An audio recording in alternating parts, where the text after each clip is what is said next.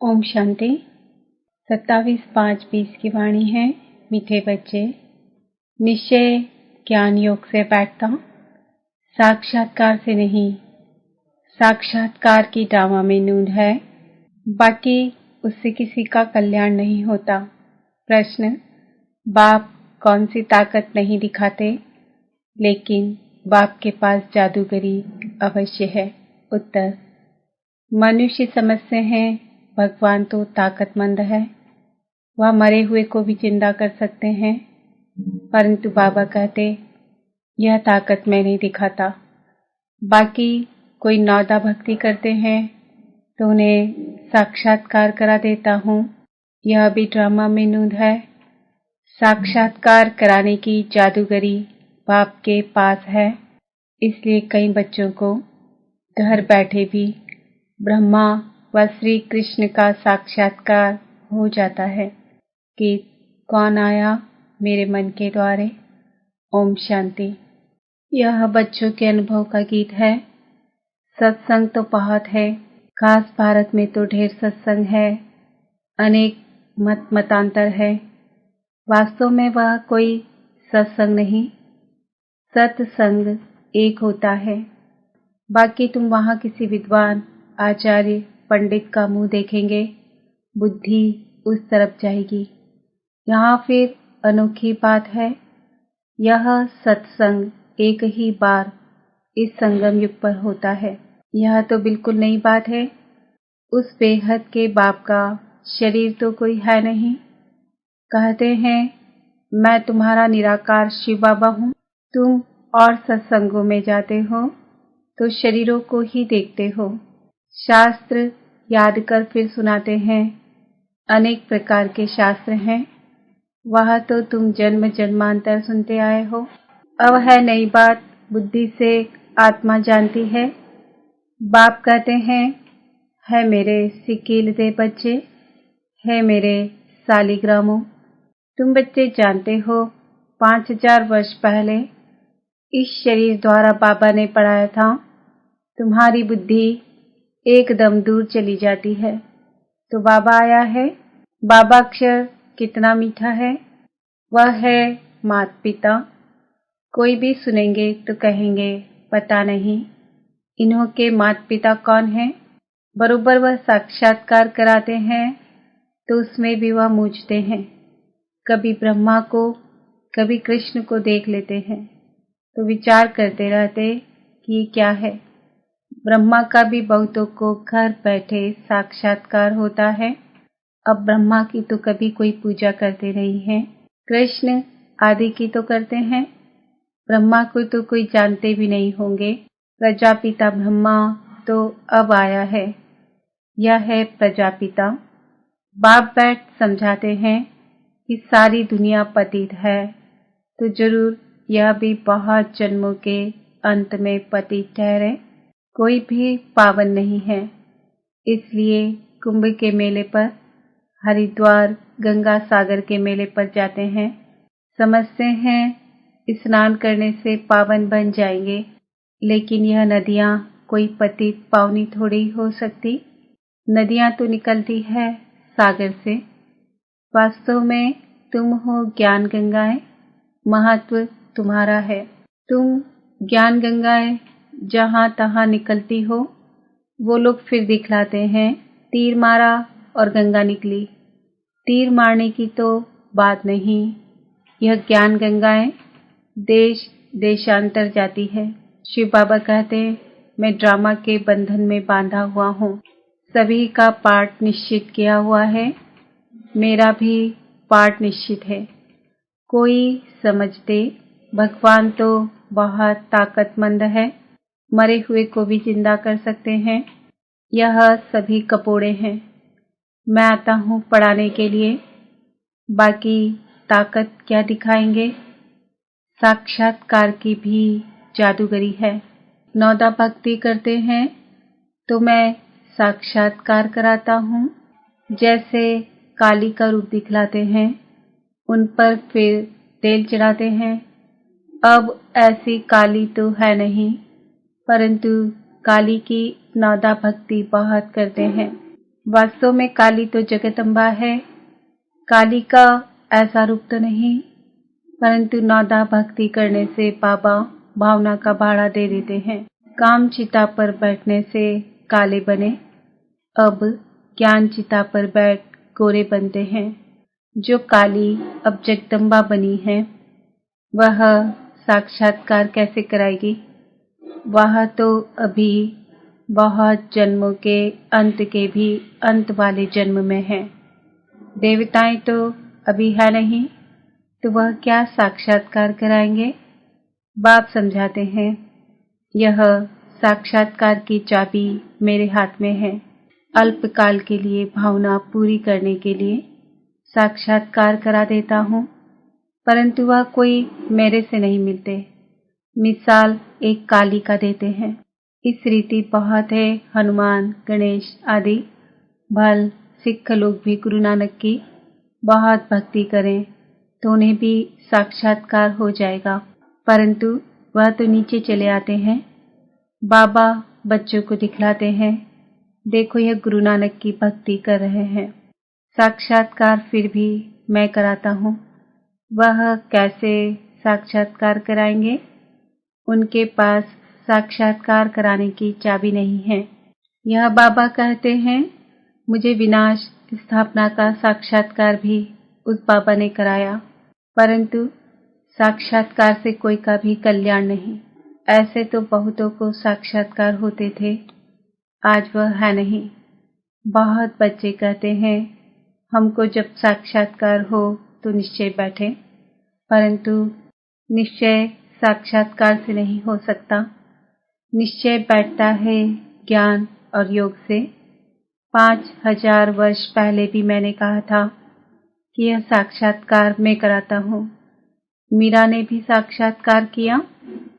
ऐसे नहीं कि आत्मा वहाँ चली गई, नहीं, बैठे बैठे साक्षात्कार कर लेते हैं, लेकिन मेरे को नहीं प्राप्त कर सकते। बाप कहते हैं, कोई भी बात का संशय हो तो जो भी ब्राह्मणियाँ हैं उनसे पूछो। यह तो जानते हो, बच्चा भी नंबरवार है, नदियाँ भी नंबरवार होती है। कोई तो तालाब भी है, बहुत गंदा बासी पानी होता है, वहाँ भी श्रद्धा भाव से मनुष्य जाते हैं। वह है भक्ति की अंधश्रद्धा। कभी भी कोई से भक्ति छुड़ानी नहीं है। जब ज्ञान में आ जाएंगे तो भक्ति आपे ही छूट जाएगी। बाबा भी नारायण का भक्त था। चित्र में देखा, लक्ष्मी दासी बन नारायण के पांव दबा रही है, तो यह बिल्कुल अच्छा नहीं लगा। सतयुग में ऐसा होता नहीं। तो मैंने एक आर्टिस्ट को कहा कि लक्ष्मी को इस दासी पने से विदाई दे दो। बाबा भक्त तो था, परंतु ज्ञान थोड़े ही था। भक्त तो सभी हैं। हम तो बाबा के बच्चे मालिक हैं। ब्रह्मांड का भी मालिक बच्चों को बनाते हैं। कहते हैं, तुमको राज्य भाग के देता हूँ। ऐसा बाबा कभी देखा? उस बाप को पूरा याद करना है। उनको तुम इन आंखों से नहीं देख सकते, उनसे योग लगाना है। याद और ज्ञान भी बिल्कुल सहज है। बीज और झाड़ को जानना है। तुम उस निराकारी झाड़ से साकारी झाड़ में आए हो। बाबा ने साक्षात्कार का राज भी समझाया, झाड़ का राज भी समझाया। बाप, टीचर, गुरु तीनों से ही शिक्षा मिलती है।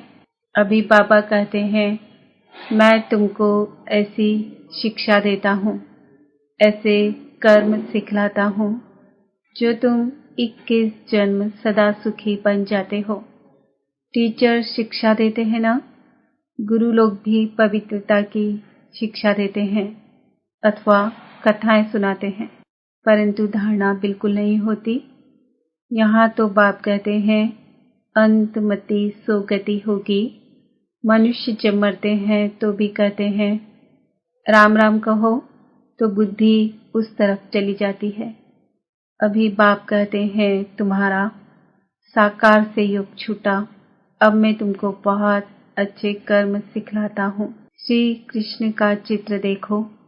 पुरानी दुनिया को लात मारते और नई दुनिया में आते हैं। तुम भी पुरानी दुनिया को लात मार नई दुनिया में जाते हो तो तुम्हारी नर्क के तरफ है लात, स्वर्ग तरफ है मोह। शमशान में भी अंदर जब घुसते हैं तो मुर्दे का मुंह उस तरफ कर लेते हैं, लात पिछाड़ी तरफ कर लेते हैं। तो यह चित्र भी ऐसा बनाया है। मम्मा बाबा और तुम बच्चे, तुमको तो मम्मा बाबा को फॉलो करना पड़े, जो उनकी गद्दी पर बैठो। राजा के बच्चे प्रिंस प्रिंसेस कहलाते हैं ना।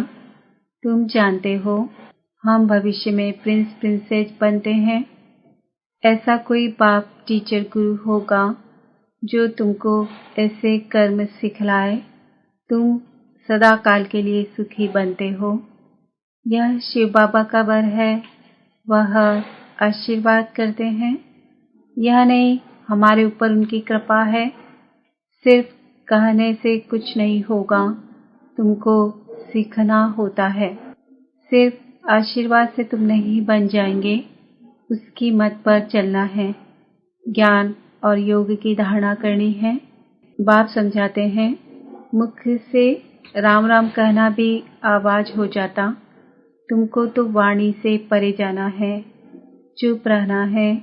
खेल भी बहुत अच्छे अच्छे निकलते हैं। अनपढ़े को बुद्धू कहा जाता है। पापा कहते हैं कि अब सभी को भूलकर तुम बिल्कुल बुद्धू बन जाओ। मैं जो तुमको मत देता हूँ उस पर चलो। परम धाम में तुम सभी आत्माएं बिना शरीर के रहती हो, फिर यहाँ आकर शरीर लेती हो, तब जीव आत्मा कहा जाता है। आत्मा कहती है मैं एक शरीर छोड़ दूसरा लेती हूँ। तो बाप कहते मैं तुमको फर्स्ट क्लास कर्म सिखलाता हूँ। टीचर पढ़ाते हैं, इसमें ताकत की क्या बात है। साक्षात्कार कराते हैं, इसको जादूगरी कहा जाता है। मनुष्य से देवता बनाना, ऐसी जादूगरी कोई कर ना सके। बाबा सौदागर भी है, पुराना लेकर नया देते हैं। इनको पुराना लोहे का बर्तन कहा जाता है, इनका कोई मूल्य नहीं है। आजकल देखो तांबे के भी पैसे नहीं बनते, वहाँ तो सोने के सिक्के होते हैं। वंडर है ना, क्या से क्या हो गया है। बाप कहते हैं मैं तुमको नंबर 1 कर्म सिखलाता हूँ। मन मना भाव हो जाओ, फिर है पढ़ाई जिससे स्वर्ग का प्रिंस बनेंगे। अभी देवता धर्म जो प्रायः लोप हो गया है, वह फिर से स्थापन होता है। मनुष्य तुम्हारी नई बातें सुनकर बंडर खाते हैं। कहते हैं कि स्त्री पुरुष दोनों ही इकट्ठे रह पवित्र रह सके। यह कैसे हो सकता। बाबा तो कहते फल इकट्ठे रहो, नहीं तो मालूम कैसे पड़े।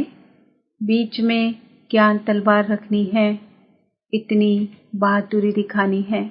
परीक्षा होती है तो मनुष्य इन बातों में वंडर खाते हैं, क्योंकि शास्त्रों में तो ऐसी बातें हैं नहीं। यहाँ तो प्रैक्टिकल में मेहनत करनी पड़ती है। गंधर्वी विवाह की बात यहाँ की है। अभी तुम पवित्र बनते हो तो बाबा कहते बहादुरी दिखलाओ। सन्यासियों के आगे सबूत देना है। समर्थ बाप ही सारी दुनिया को पावन बनाते हैं। बाप कहते हैं भल साथ में रहो। यह सभी है युक्तियाँ, बड़ी जबरदस्त प्राप्ति है। सिर्फ एक जन्म बाबा के डायरेक्शन पर पवित्र रहना है। योग और ज्ञान से एवर हेल्दी बनते हो। 21 जन्मों के लिए इसमें मेहनत है ना। तुम हो शक्ति सेना, माया पर जीत पहन जगत जीत बनते हो। सभी थोड़े ही बनेंगे। जो बच्चे पुरुषार्थ करेंगे वही ऊंच पद पाएंगे।